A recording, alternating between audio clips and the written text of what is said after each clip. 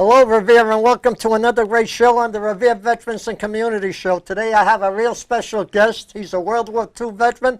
He was in the Battle of the Bulge, but I'll let him tell you about it. His name is Anthony Nicholas Barrasso, a World War II veteran. Anthony, thank you for coming on the show. Oh, thank you, Morris, very much. It's a pleasure to have you here. And first of all, let me salute you and thank you for your service. Now, a salute to you. Thank you, because you and I are both World War II veterans, but you were in combat, I was not. But we're still veterans. Yes. So before we start, tell us a little about your family. Well, before I start, I really would like to say thank you from the Revere Police Department, Officer Joe Indicolo, a very nice guy. Right. And one day he dropped in, and we had a cup of coffee, we're talking, he saw my hats. He said, "You were War II?" "Yeah." I said, "Oh, I didn't know. This was 2 or 3 months ago. I didn't know he set this up. I didn't know I was on here until a couple of days ago."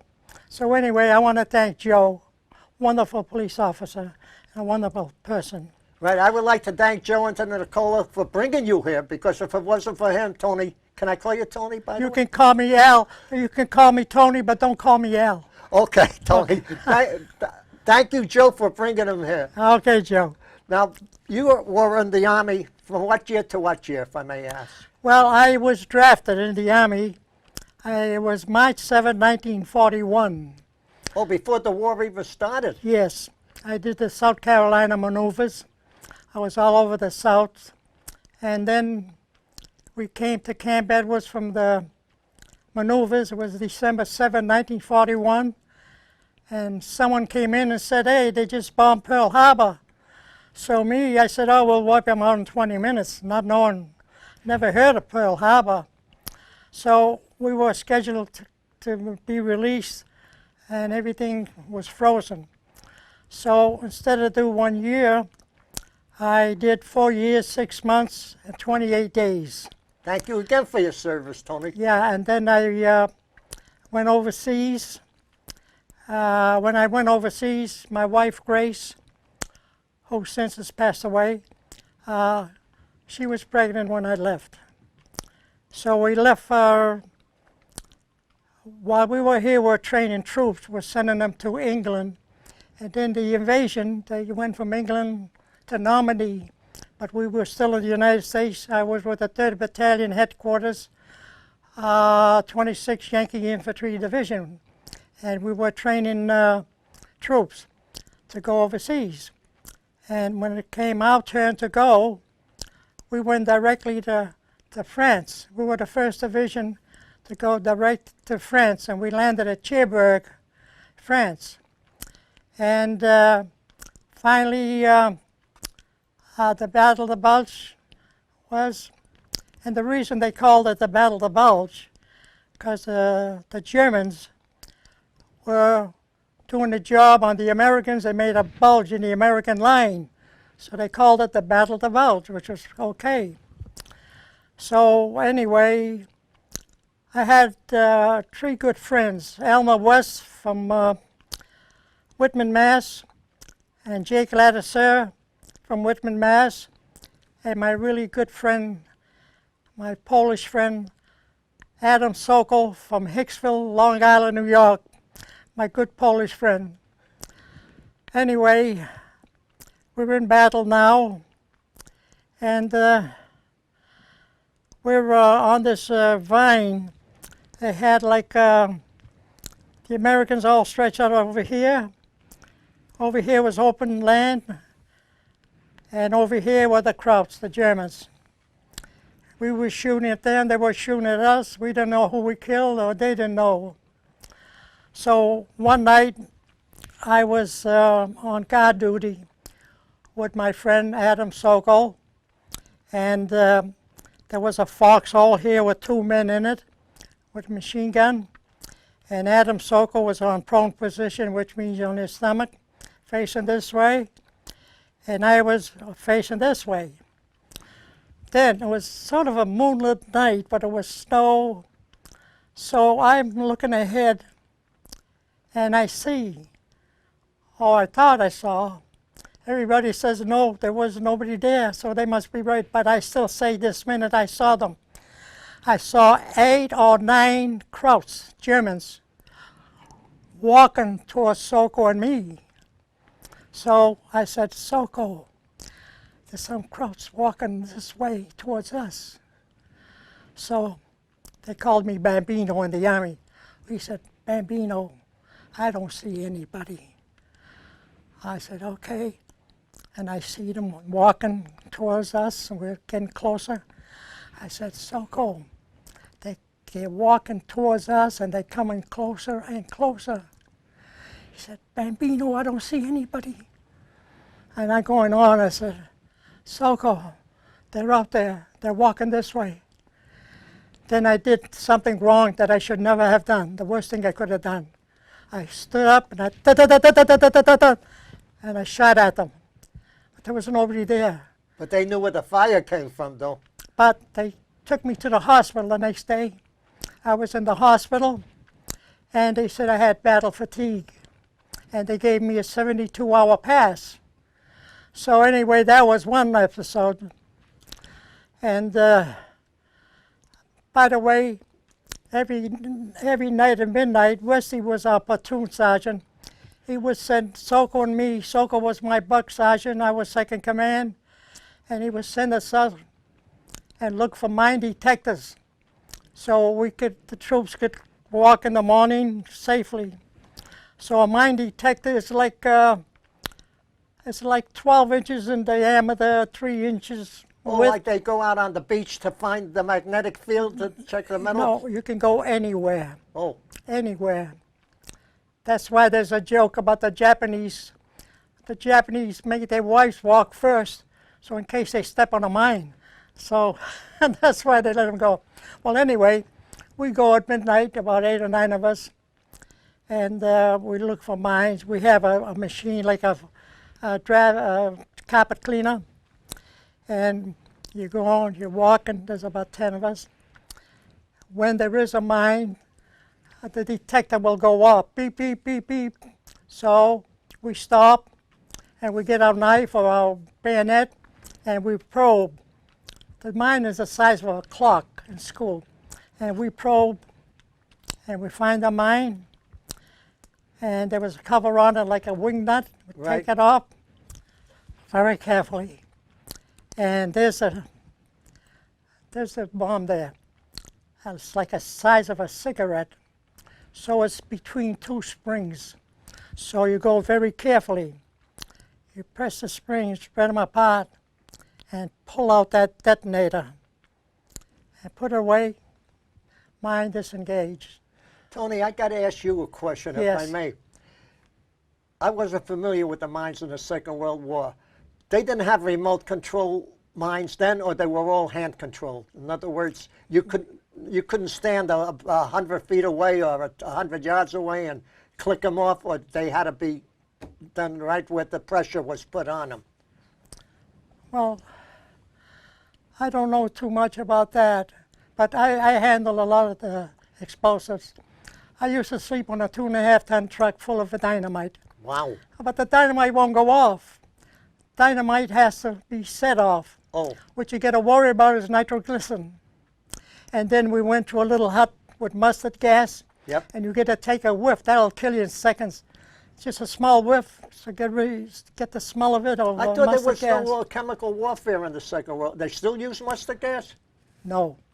But you know something? I carried a gas mask all over the United States. Smart, yep. As soon as I got overseas, they took it away. That's the Army, Mr. Jones. Oh, okay. Tony, can I ask you a couple more questions, if Sure I you may? can, What a Morris. good lecture you gave me on that one. Thank you. Let's see. If you could talk to the youth of today, the young folks, what would you tell them? Well, I'll tell you, I really don't like too much of what I see of the youth of today. You know, I don't like these little whiskers Yep. and the beard. You know, they're dirty looking, but they're good kids. I know some of my friends are like that. And my grandson, Anthony, I have a grandson, Anthony, he has a beard, and oh, he looks awful. Every now and then he takes it off, he looks good. He's a good looking kid. But I would say to the youth of today in America, maybe, Morris, a high school, they should have a year of military lessons. I agree with you on that, Tony. Yeah, I agree to that. But they're good kids, but where they hang on the corner, or they're doing this with motorcycles, where they should get a year's training of military. So Right. help. We do have the ROTC in the Revere High School, and that would be good, either a year of military training or a year of community service, either one of the two. Either one is fine, and it'll make the boy a better man. Exactly. He'll be a better man. So, getting back to the Battle of the Bulge, I love the Battle of the Bulge. I always talk about the Battle of the Bulge. I belong to the Veterans Club in Chelsea, Mass, up on the hill, the Soldiers' Home. And I drive them crazy with the Battle of the Bulge. I got to ask you a question about the Battle of Bulge, because before we went on the air, we were talking about General Patton's Third Army. Yes. You were a part of the group in there. Tell us about that, because it was his army that saved the Battle of the Bulge, actually. General Patton, he was our Third Army commander. I saw him once or twice for about 10, 20 seconds standing in a Jeep with his two revolvers. He was a great general. I wish we had him today for Iraq. But General Patton was a great, great general. And I'm proud to say he was my general. I was under his command. You know, you talked about his two guns, but he always carried guns that had ivory handles on them. Ivory handles, yeah, but they had two of them, you know. Right, one in each. Yeah, I only saw him about 30 seconds, you know. I loved the Army. I didn't want to go in the Army when I first started, but when I made some good friends. I had Larry Mazzola from Brighton, had Alma West, who was a battlefield commission, my very good friend from Whitman, Mass. Lattiser from Whitman's, Mass. You still have any of them together today? Are there any? Are they still alive, most of them? Most of them are gone. I used to send 200 or 300 Christmas cards to most of my boys, and they lived in Virginia, Richmond, and they lived in Tennessee, and most of them are gone. But I miss the Army because I do like the Army, and I think it's good for every young boy. I agree with you on that. I love Get that back too. and get in the Army. You know, I was 17 years old, Tony, when I took my basic training at Fort Dix, New Jersey. Is that right? Yeah. 70 at 40? 17, not Oh, 70. 17. I may Oh. look 70 now, but I'm not. No, you look like 80. But I'm almost 90. Thank you, Tony. No, but I was 17 when I was stationed at Fort Dix, Oh, New yeah. Jersey. Would you volunteer? Yep. Well, I didn't volunteer because I learned not to volunteer for anything. But I did get drafted March 7, 1941. And I did, like I said, 4 years, 6 months, 28 days, and 162 consecutive battle days. Wow. And while I was in around Luxembourg or Belgium, Yep. the American Red Cross came to me and told me back home I had a little girl born.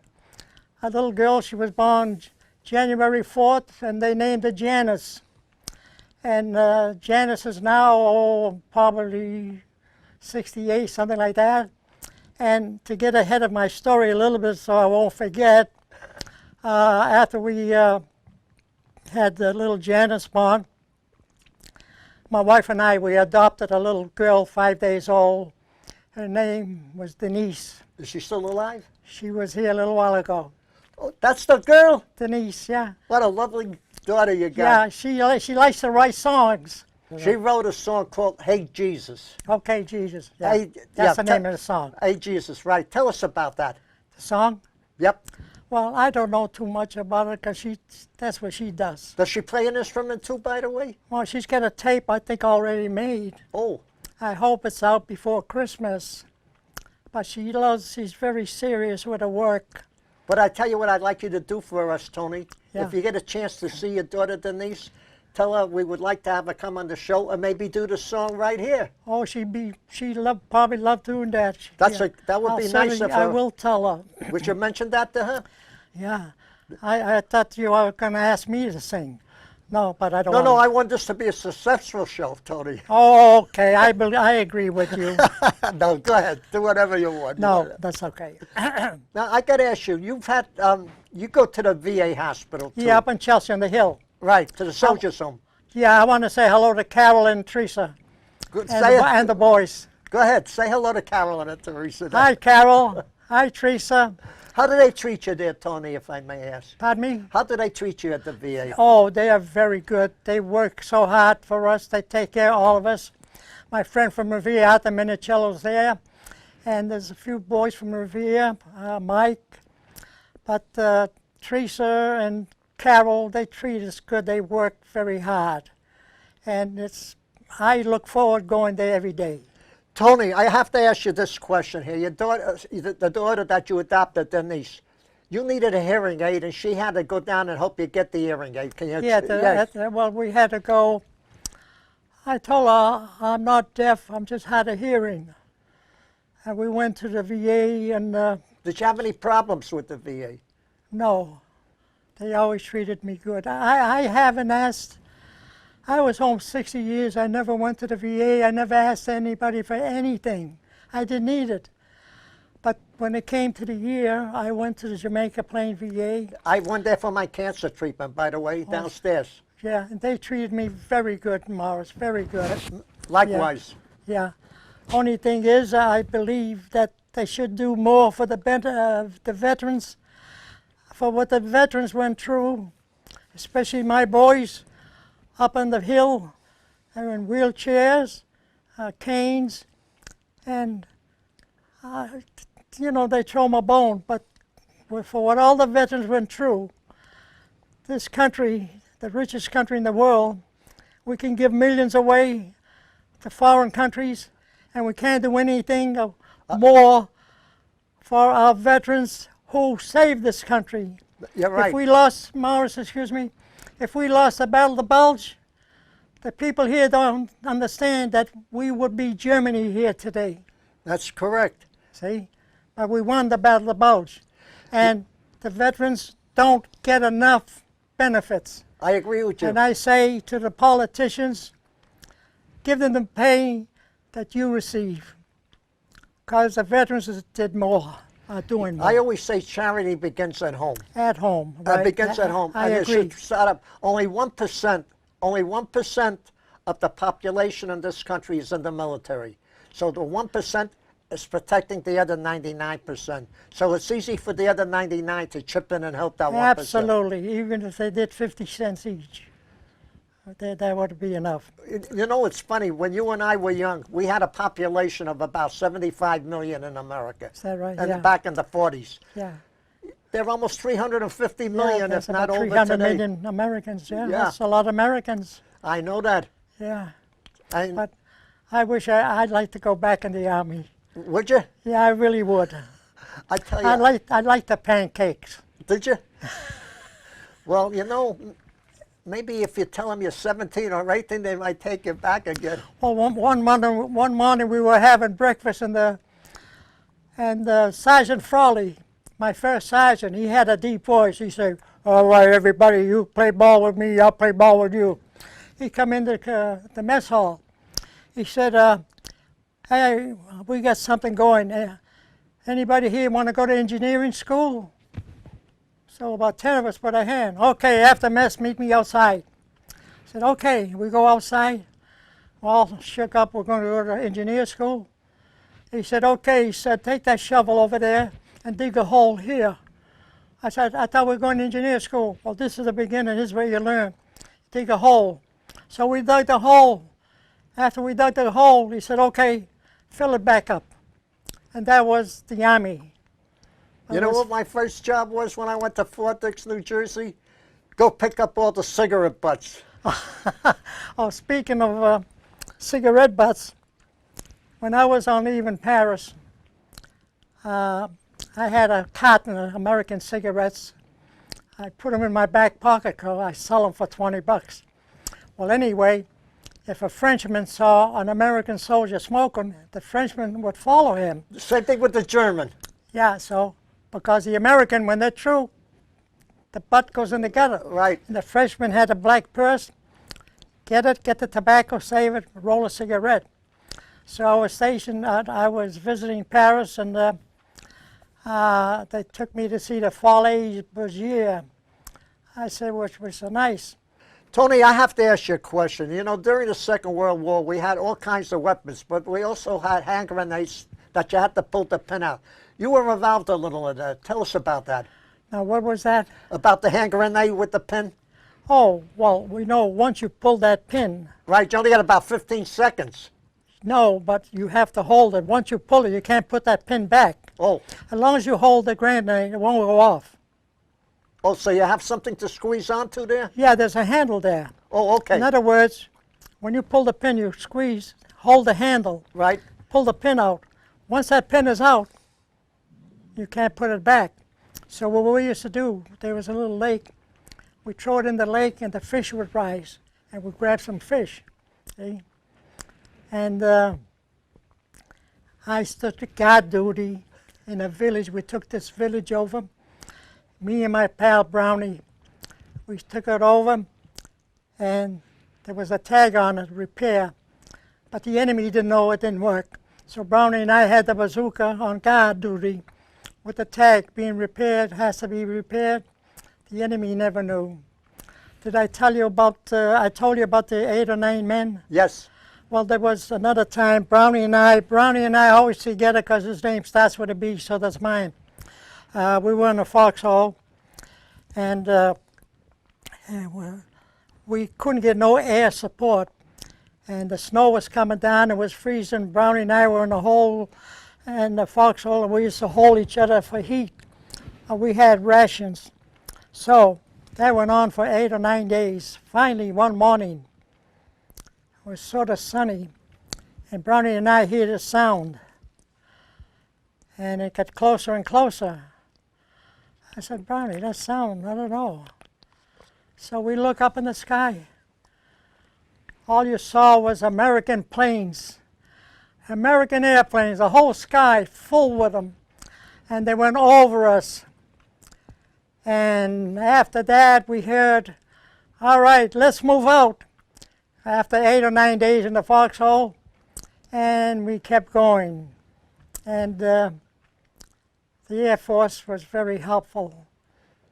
You know, you need ground troops to win a war, but you also need the Air Force. It's a team. Right. Yeah. Tony, first of all, let me thank you for your service. And we usually do that to our veterans. Okay. We present them with a flag of the United States of America, which stands for freedom and love of country, Tony. And if anybody deserves one, it's certainly you. Oh, I thank you so the, much. I love the flag. From Revere TV and the Revere veterans and the people of Revere. Thank you so much, Maurice. It was a pleasure being here. For you, Tony. And it was a pleasure having you here. I have 11 flags in my backyard every year. You may have 11, but the best one is right, the one you're holding now. Yes, I like that song. Tony, we got about 2.5 minutes left, so you take 1.5 minutes to wrap it up. Yeah, well, there's so much to say in a little time. But Morris, first of all, I'd like to thank you and office from the Revere Police Department, Officer Joe. Nicola. Nicola, we got that right this time. Yep. He's a wonderful guy, a wonderful police officer. And I advise all the young people, young boys in America, try to join up the Army for a year, or do like in the summertime 30 days, and so this country will be prepared for the future, because we had blackout and everything, and that's why we had blackout in America. We had blackout. I was in Czechoslovakia when the war ended. It was June 6th, and they said the war's over, and that's why they wrote that song. When you didn't have to have blackout, they wrote that song, when the lights go on again, all over the world. Right. I bless you and thank you, America. Tony, Morris, I got to tell you, pleasure. It was an honor and a pleasure to have you come up here and spend a half an hour with us. And I hope in the future you'll think about coming back with us again and speaking about a lot more things that you have before. Well, next time you have to pay me. That's okay. I want 2 cents an hour. That's more than what I make, Tony. I'm only kidding. Okay. I'd do anything for this country. America is first. Right. Veterans are first. Thank you Thank you again so for your much. service. Thank the people of Revere for tuning in. Yes, Thank and, our troops overseas. Oh, God by the bless way, them. when will they be able to see us? On TV in a few weeks or when they get ready to settle it on. Oh, a few weeks? Yep. Oh, okay. But anyway, I want to say God bless our troops overseas. Yes, Keep them I safe. pray for them every day. And God bless our great country, the United States of America. Yes, but Mom. Tony, most of all, God bless you. And people don't know that. You're 98 years young. 97. 97, but you're going to be 98. If I'm lucky. You're going to be lucky. Believe Okay, you me. You're going to okay. live to be 108. How old are you? 87. 87? You're Yep. just a kid. I know that. Compared to you, I'm a youngster. Okay, we have Sal Santoro, 102 years old at the Senior Center. And you know something? Before you leave here, you should come down to our Senior Center with your lovely stepdaughter, Denise. Or Well, daughter. Winter Bath? At the Revere Senior Center. We'd love to have you. Yeah. Come down for lunch, for coffee, Now, where's this? right on Winthrop Avenue. Oh, I know, the Senior Center, yeah. Right, you come on Yeah, down. that's like my VA club in Chelsea. You come down, you join us. I'll play your favorite music, songs of World War II. You can even hear the speeches of Roosevelt, Hitler, Truman, Eisenhower. Yeah, that's nice. Okay. Thank you, Tony. Well, true.